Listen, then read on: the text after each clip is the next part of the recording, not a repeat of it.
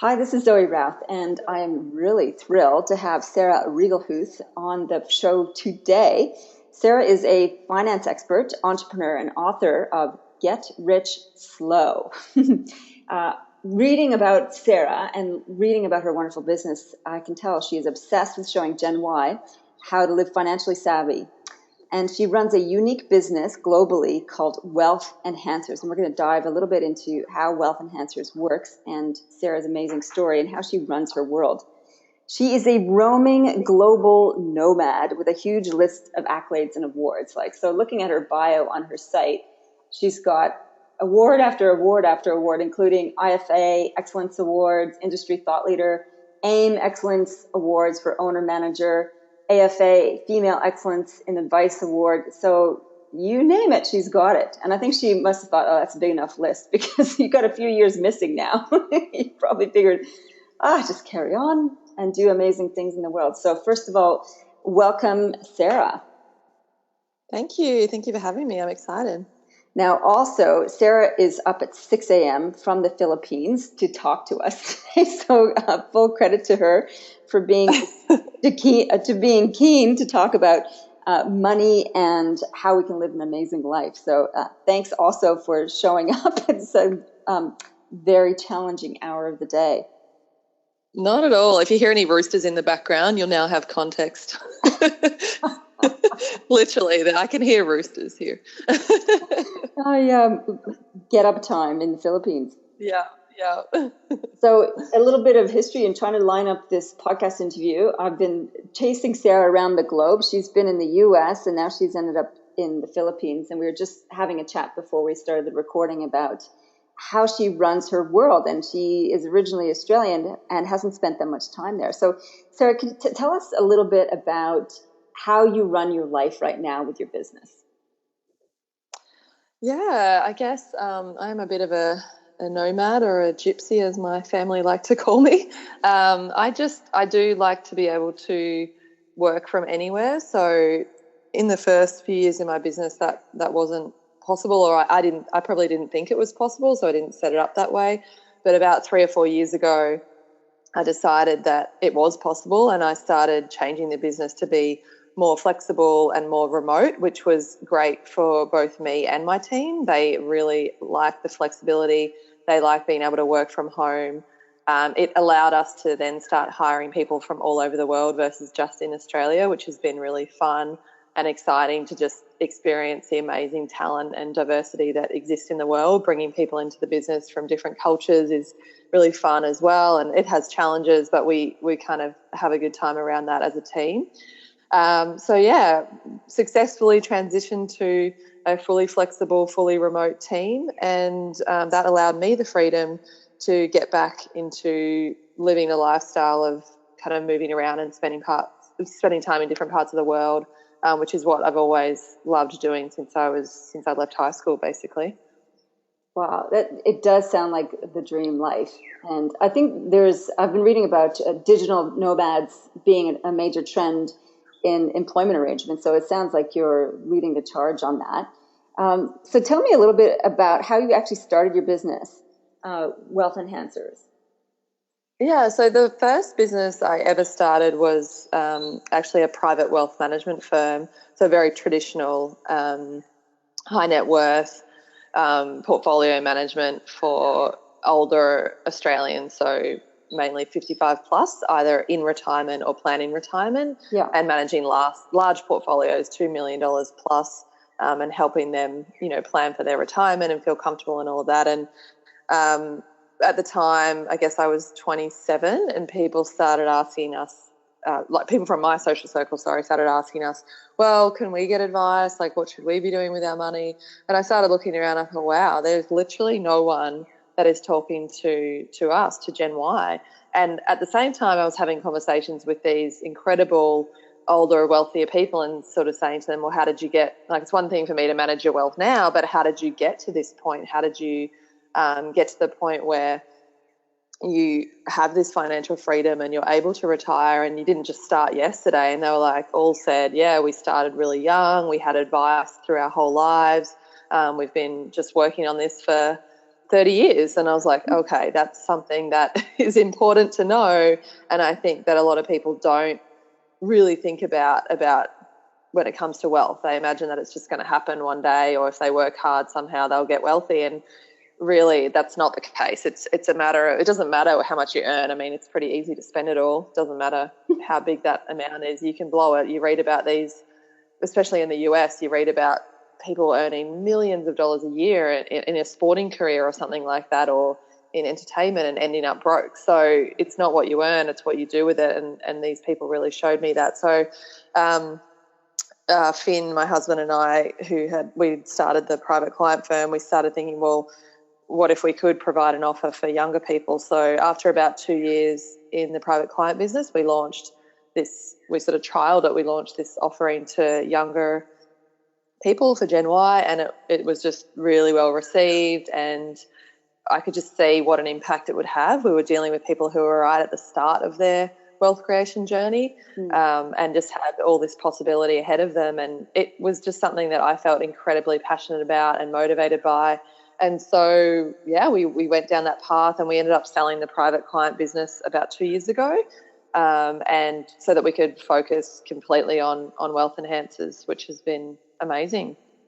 And you run it as a community, so that's really quite different from the usual financial advisor model.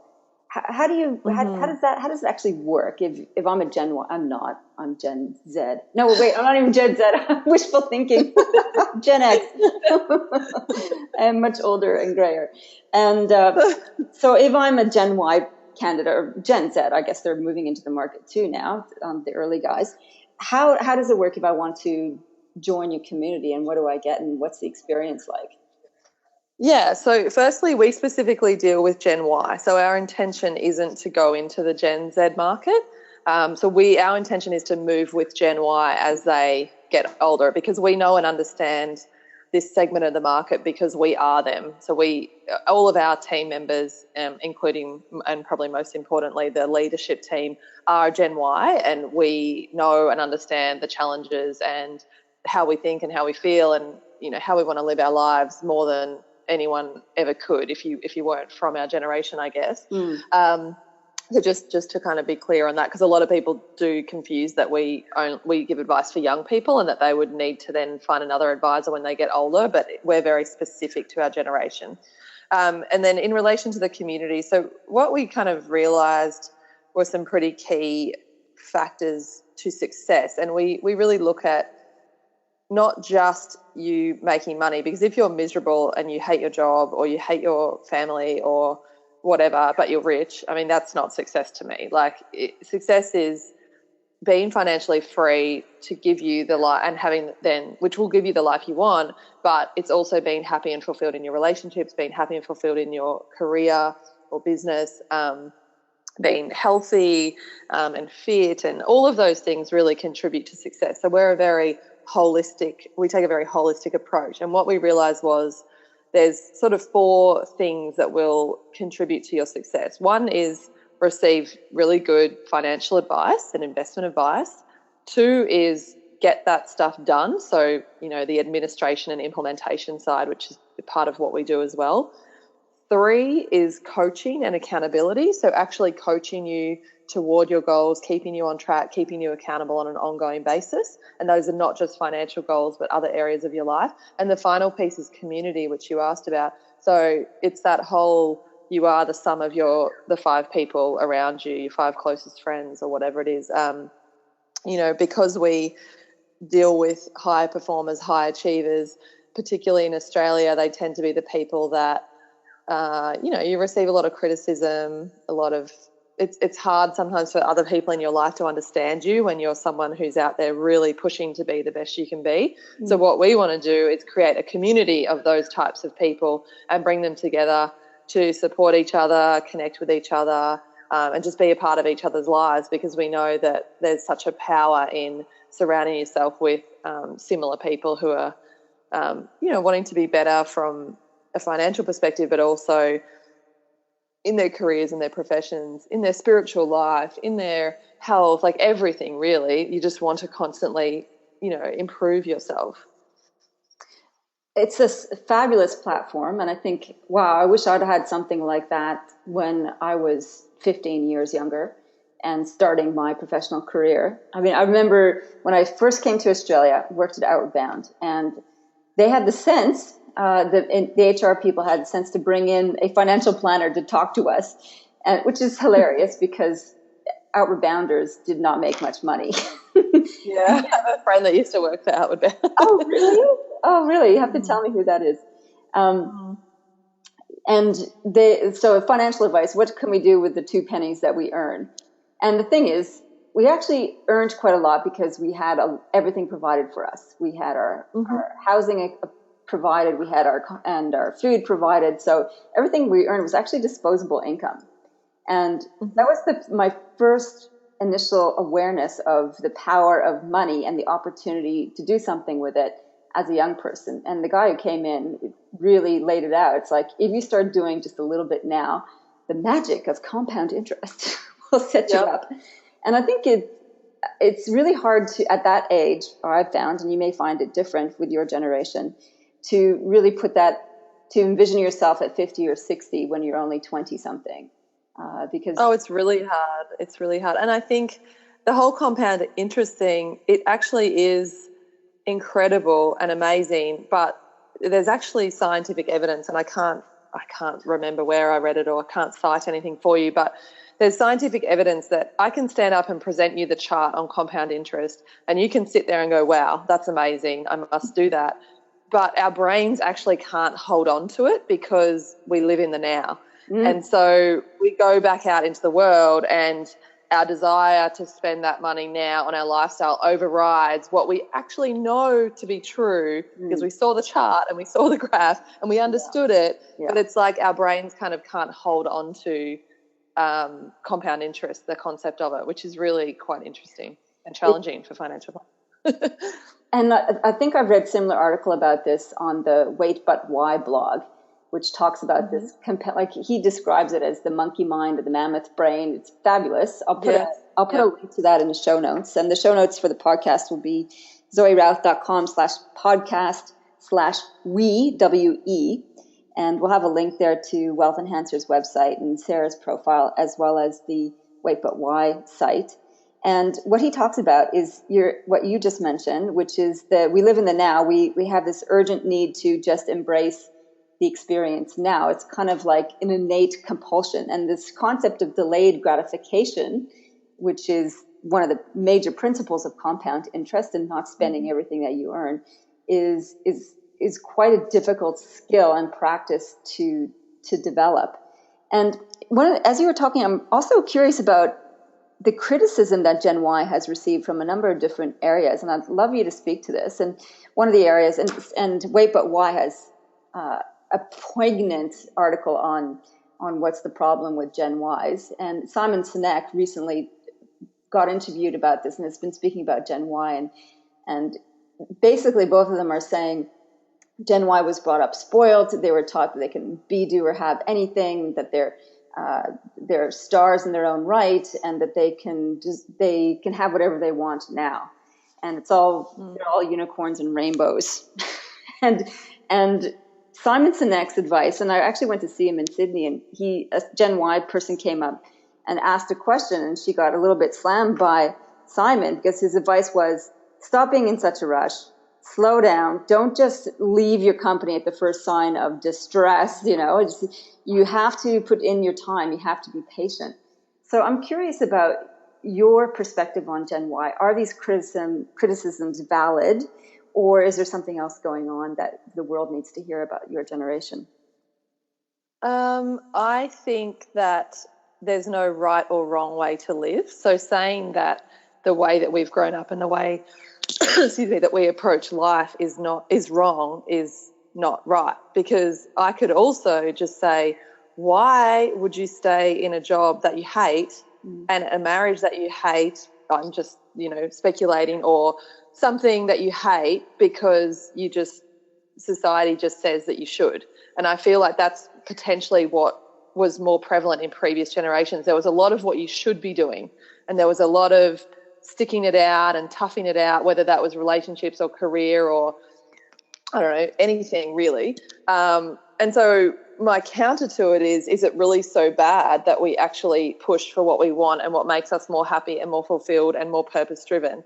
I 100% agree that we've been raised in a very blessed time. I think to say that we're all spoilt is not fair and not correct, but I think we've been, by and large, raised in a very blessed time, particularly obviously if you've been born in Australia or America or like that. And people still have adversity and personal adversity and all of those kinds of things. But if you're born in Australia after 1980, I mean, things have been pretty rosy. We've had fairly good economic growth, employment opportunities. Like we haven't really been at war. Obviously there have been wars in the world, but not the way that there have in the past. We haven't had famine. We haven't had to worry about basic things like how we're going to get food on the table, and all of that. So I definitely agree that we've been born in a blessed time, but with that comes its own challenges. So we probably are asking these of ourselves, these more deep existential questions at a much younger age, and really challenging, like, what are we here on this planet to do? Because we're not worrying about just feeding the family or just getting by. We do live in a more abundant time than previously, and we kind of know we did grow up with a belief that we can do and be anything we want, which I don't think is a bad thing to think. And I understand the frustration of trying to work with people who kind of have this, as other generations I think perceive it as, like, in sense of entitlement or whatever, but I don't actually think that's what it is. I think what we're really seeking is a sense of purpose. And if you, from an employment perspective, if you can engage Gen Y with a sense of purpose, like, why are we doing what we're doing every day? Why are we coming here every day? What's the bigger picture? What are we working on? How are we making the world a better place? How are we doing good? People will stay. That's what they want. Same in their relationships, in everything. Like, if something is not good for them, as Gen Y, I think we're much more willing to walk away from it and look for something that is good for us. And, there are areas of our life where that is challenging. And I think with finance, where we were talking about instant gratification versus delayed gratification, there is a real challenge for our generation to balance the now with the future, because especially with easy access to credit, so we can get credit so easily, credit cards, personal loans, financing for everything you could possibly want to buy. And so there's a real ease of just like living this lifestyle that's probably is a little beyond our means, or definitely is, I should say, actually. Like, definitely living a lifestyle beyond our means financially has been made really easy for us. So I think that's challenging. But going back to that sense of purpose and passion, if that's what we're really seeking, and I don't think that's bad, that we want to make our time on this earth mean something. Oh, I think that's a beautiful message. And I see that a lot with the Gen Ys that I've come across too, is that they are much more socially minded, globally conscious than previous generations, because of what they've grown up with, the internet, global access to ideas and information and understanding of the world that's quite different than any other generation that's come before. So the global consciousness piece is huge. The other thing I see... Yeah, I think we're... Sorry, go on. Sorry. Well, I just think that we know so much more about what's going on, and because of that belief that we can kind of do anything and be anything, we take action. We don't just stand by and let things happen. We voice our opinion and we do things about it. Absolutely. And I've been seeing this happen in many different organizations where the Gen Ys, after a couple of years, are like, I'm ready for more, give me some room. And the Gen Xs and olders are kind of like, bide your time. And this is Sun Sinek's,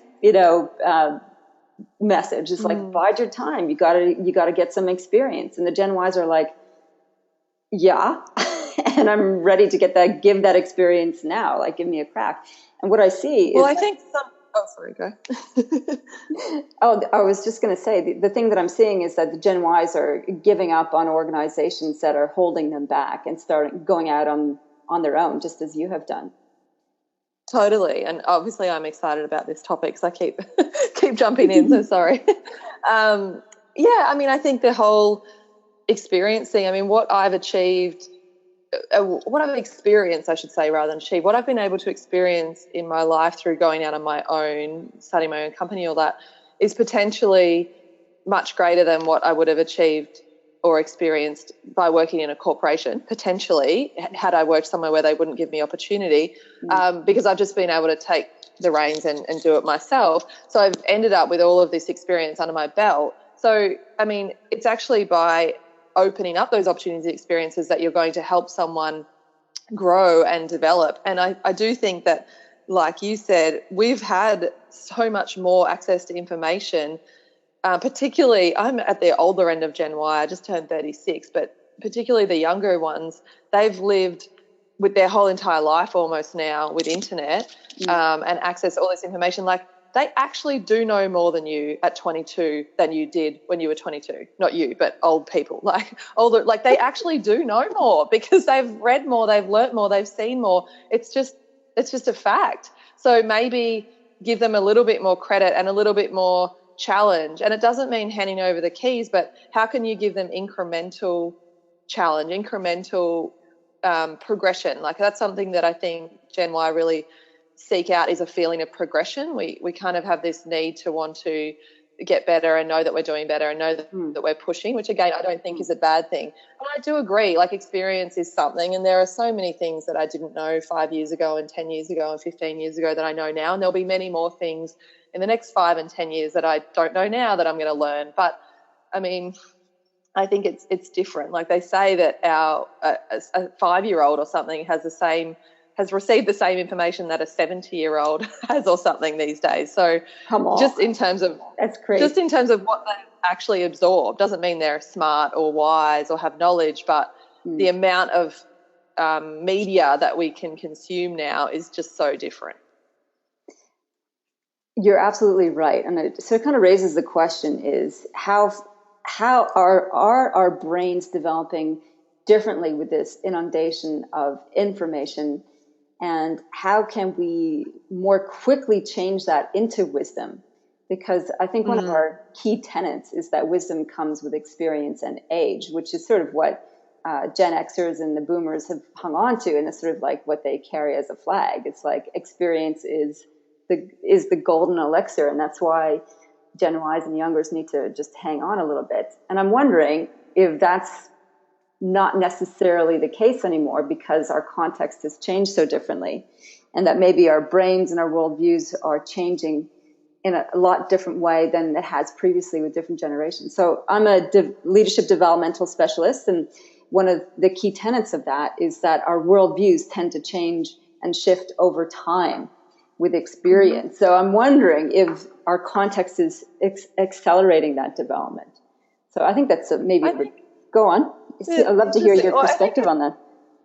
I think it's a combination. Like, I mean, I think we all hopefully feel wiser as we get older and have gone through more things, because I think one thing is knowing things and having all of this information. The other thing is actually having lived through things, and that self-awareness piece. But on the self-awareness, which I think drives a lot of this wisdom, because it's this reflective kind of attitude and looking at what's happening, I do feel like Gen Y potentially sometimes can reach self-awareness maybe a little faster as well, because of the fact that we haven't had to worry about all these other things. We do ask bigger questions of ourselves, potentially. I don't really know. Like, I'm certainly no expert on this, but I know for myself, I've been asking deep questions since I was quite young, because I didn't have certain stresses or things to worry about, if that makes sense. I'm not sure. Totally makes sense. So if you're not worried about how to eat, you can wonder about the purpose of existence. Yeah. It kind of goes to Maslow's hierarchy of needs a little bit. So all those needs are taken care of. We can now work on self-actualization a lot earlier in our lives. Yeah. So maybe that means we gain some level of wisdom earlier. Maybe not. I don't know. Okay. I definitely still think we should respect the wisdom and the experience of older people, 100%. I feel like, though, more often what's happening is that the older people are not respecting what the younger people may be able to bring. and not necessarily always the other way around, if that makes sense. Yeah, I think you're right. I think it needs to be a relationship based on mutual respect and the value that each brings to the table. So I'm curious, because you spoke earlier about purpose as being central to Gen Ys, and I noticed that you're heavily involved with Project Futures, which I know a little bit about, and Certified B Corporation. Can you tell us about your involvement with Project Futures, what it is, and why you picked that particular charitable foundation to support?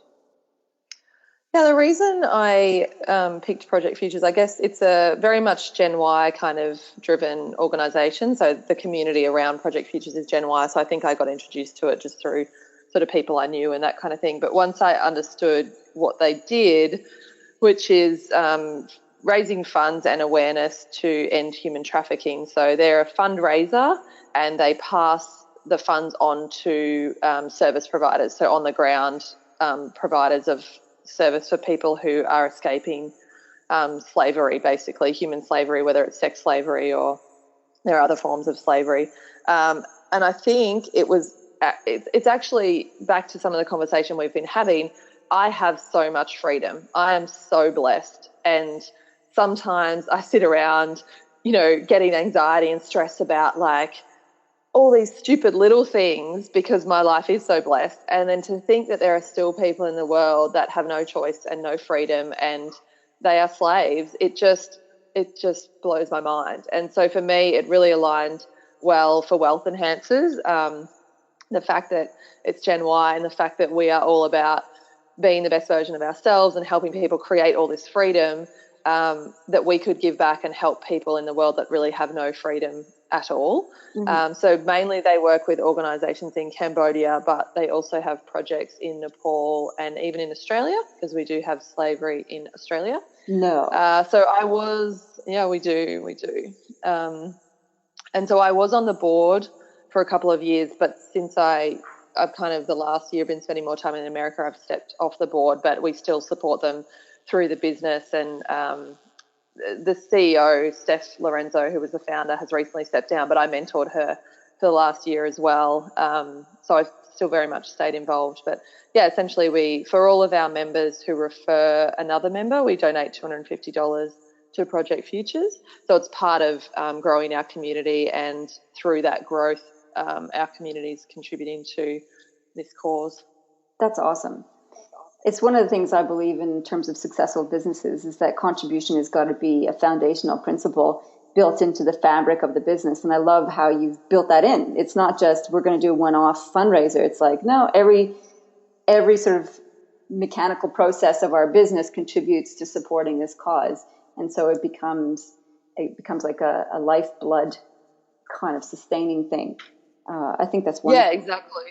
And we used to do, before we found a cause that we really felt passionate about, we used to do fundraisers for things that, we cared about at the time, but it's been really nice to find something that we can all rally around on an ongoing basis. Okay. So I have many, many questions. I'm trying to cherry pick the ones I really want an answer to. So I talk too much as well. No, nonsense. It's been fabulous. Slavery in Australia. So this kind of shocks me. Tell me about that.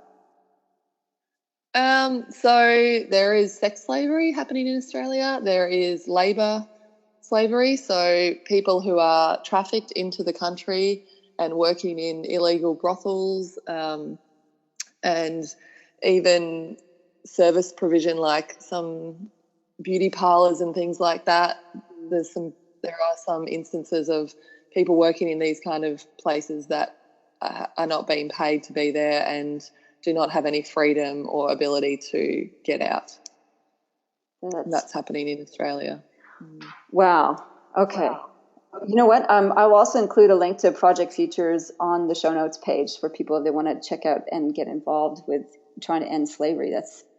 You've raised my awareness about something that's happening in my own doorstep. So thank you for that.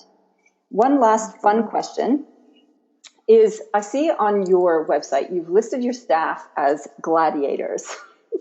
Mm-hmm. Now, I'm obsessed with like Spartacus and that whole Roman era and the gladiator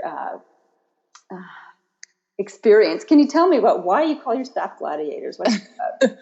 Yeah, it's kind of funny. So there's a US TV series called Scandal.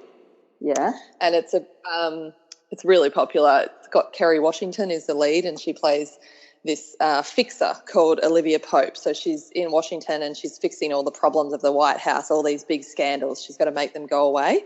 Mm-hmm. And they take their job very seriously. And in the first episode, they're kind of recruiting someone new for the firm. And there's a scene where the guy who's recruiting the girl goes in and he was like, you got to be a gladiator. You got to go over a cliff for Olivia. You eat, sleep, breathe, Olivia.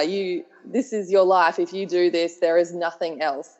And we all love that show, but we all laugh and related to it because we really feel like that about what we do.